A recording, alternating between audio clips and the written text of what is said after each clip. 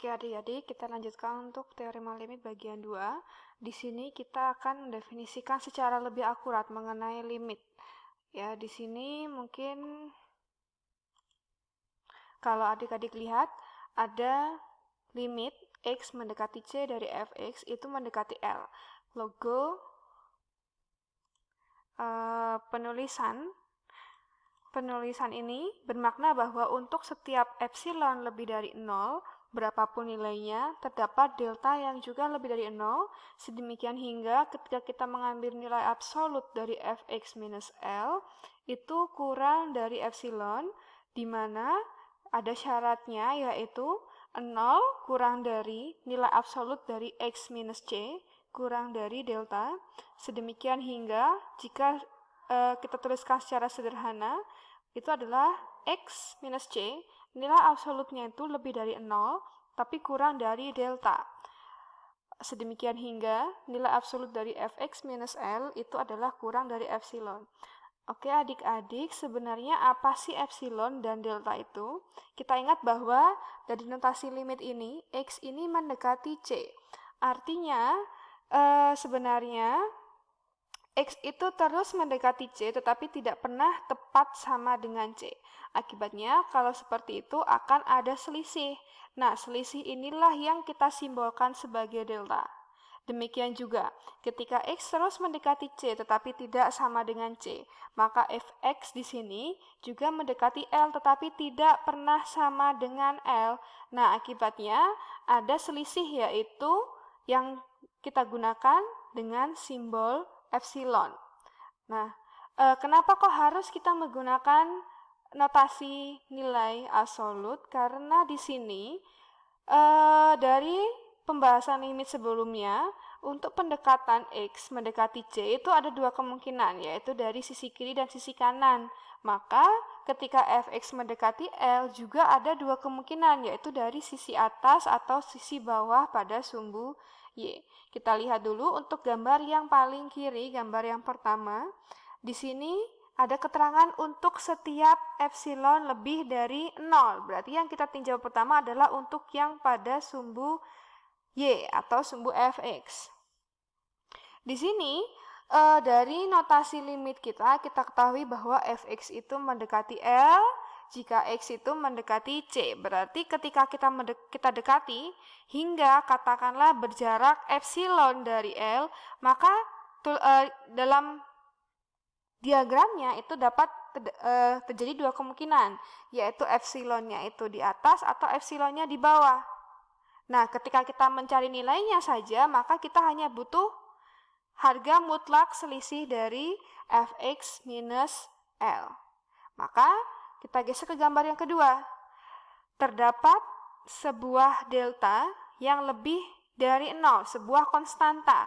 Sekali lagi, karena fx ini mendekati L tapi tidak pernah tepat sama dengan L, maka C juga demikian. Oke, di mana x itu mendekati c tetapi tidak pernah sama dengan c. Akibatnya terdapat selisih yang kita simbolkan sebagai delta. Maka kalau kita ingin mendapatkan nilainya, kita ambilkan nilai mutlaknya, selisih dari x minus c, yang harus dipenuhi oleh syarat ini, 0 kurang dari nilai mutlak x minus c kurang dari delta. Nah, di sini itu kenapa kok tidak boleh sama dengan 0? Karena kalau selisihnya sama dengan 0, maka x itu tepat sama dengan c. Jadi, kita usahakan supaya dia tidak sama dengan. Karena itu kembali lagi ke definisi limit, bahwa limit itu adalah pendekatan. Nah, konsekuensinya apa? Dari syarat delta tadi, kita dapatkan bahwa nilai absolut dari selisih fx minus L itu adalah epsilon. Oke, latihan soal kita hold dulu. Kita pindah ke slide selanjutnya, yaitu definisi limit sisi kanan. Tadi kita sudah bicara tentang limit sisi kanan adalah limit dengan notasi x mendekati c+. Berarti kalau dari kurva kita geser dari sebelah kanan. Nah, di sini secara lebih akuratnya kita definisikan sebagai limit x mendekati c+ dari fungsi fx adalah mendekati L. Bahwa untuk setiap epsilon yang lebih dari 0, terdapat delta yang lebih dari 0 yang bersesuaian sedemikian hingga. Nah, di sini adik-adik ingat ya, untuk definisi ini kita pasangkan bahwa delta itu adalah milik dari X minus C untuk saat ini, jadi miliknya X. Sedangkan epsilon adalah konstanta yang berkaitan dengan Fx. Jadi jangan sampai tertukar, karena kalau adik lihat di sini tidak ada nilai absolut lagi. Berarti kita sudah melihat dari sisi kanan saja. Jadi tidak melihat secara general. Sedangkan untuk yang syarat yang pada slide sebelumnya ini adalah syarat general. Nah, di sini kenapa kok kita pakai X minus C? Karena dari kanan itu berarti X-nya mendekati dari nilai yang lebih besar.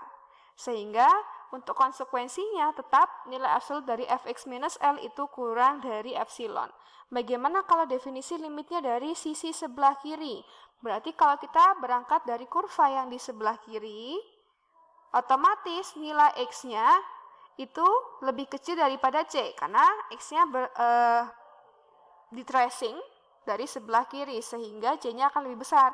Maka untuk yang limit sisi kiri, di sini kondisinya, syaratnya itu adalah 0 kurang dari C minus X kurang dari delta. Jadi ini adalah untuk yang sisi kiri dengan konsekuensi yang sama. Mohon maaf tulisannya jelek ya, karena saya menggunakan mouse. Jadi seperti ini. Oke, selanjutnya kita melanjutkan ke teorema limit. Jadi sebenarnya dengan menggunakan referensi apapun terdapat banyak teorema yang berkaitan dengan limit. Saya hanya mengambil salah satu sumbernya, ini dari buku Purcell. Di sini ditampilkan ada 9 teorema dengan kondisi awal, yaitu N-nya adalah bilangan bulat positif, K-nya adalah konstanta, F dan G-nya adalah fungsi yang memiliki batas pada C, memiliki limit pada C. Jadi untuk yang pertama, limit X mendekati C dari suatu konstanta adalah konstanta itu sendiri. Yang kedua, limit X mendekati C dari suatu fungsi X adalah C. Nanti akan kita bahas berkaitan dengan teorema substitusi. Kemudian yang ketiga adalah teorema yang membahas tentang limit yang berkaitan dengan perkalian konstanta dan fungsi. Yang keempat adalah limit yang berkaitan dengan penjumlahan fungsi. Yang kelima adalah limit yang berkaitan dengan pengurangan dari fungsi. Yang keenam adalah limit yang berkaitan dengan perkalian fungsi. Yang ketujuh pembagian fungsi. Tapi untuk yang ketujuh ini ada syaratnya, yaitu limit Gx-nya tidak boleh 0, karena dia berada di penyebut. Jika limit Gx-nya adalah 0, mendekati 0, maka teorema yang ketujuh ini tidak akan memberikan hasil tertentu, tetapi menjadi tidak terdefinisi. Yang kedelapan adalah limit mengenai fungsi pangkat n, kemudian yang kesembilan adalah limit dari akar pangkat n dari suatu fungsi. Pada intinya, untuk teorema keempat sampai ke-9 ini adalah limit untuk yang berkaitan dengan operasi fungsi. Oke, latihan soal kita hold. Kita masuk ke teorema substitusi. Oke, jadi jika f itu adalah suatu fungsi polinomial atau fungsi rasional, maka limit x mendekati c dari fx sama dengan fc. Adik-adik masih ingat ya tentang fungsi rasional, itu adalah fungsi yang merupakan pembagian antara satu fungsi dengan fungsi yang lain. Dengan demikian, pada kasus fungsi rasional diharapkan bahwa nilai penyebutnya tidak 0. Oke, agar hasil limitnya itu dapat terdefinisi. Sebagai contoh untuk fungsi polinomial yang mengikuti teorema substitusi adalah pada teorema nomor 2. Ini adalah contoh yang langsung menggunakan substitusi. Latihan soal juga kita hold. Kemudian kita ke teorema C. Jika fx sama dengan gx, jadi ada dua fungsi di mana fungsi fx sama dengan gx untuk seluruh x pada suatu interval terbuka yang berisi bilangan c, kecuali mungkin pada bilangan c itu sendiri. Dan jika limit x mendekati c dari gx itu ada, maka limit x mendekati c dari fx itu ada, dan limit x mendekati c dari fx itu pasti akan sama dengan limit x mendekati c dari gx. Jadi akan kita buktikan menggunakan persamaan ini. yaitu mengubah bentuk dari soal 1 dan soal 2 ke bentuk yang sederhana, dan akan kita dapatkan hasilnya. Oke, teorema yang terakhir ini adalah squeeze theorem atau teorema Apit. Di sini saya punya 3 fungsi yang dihubungkan oleh persamaan fx kurang dari gx kurang dari hx untuk seluruh x yang mendekati c, kecuali mungkin pada c.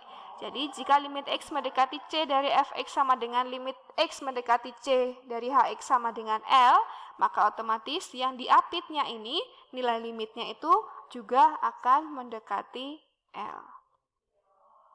Oke adik-adik, saya rasa untuk penguatan materi teorema limit sudah cukup. Sesaat lagi saya minta adik-adik untuk memberikan komentar, bertanya, berkaitan dengan materi dapat dilakukan pada kolom komentar.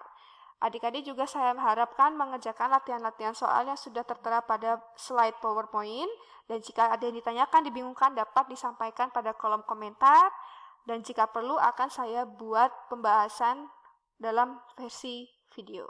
Oke, selamat berdiskusi.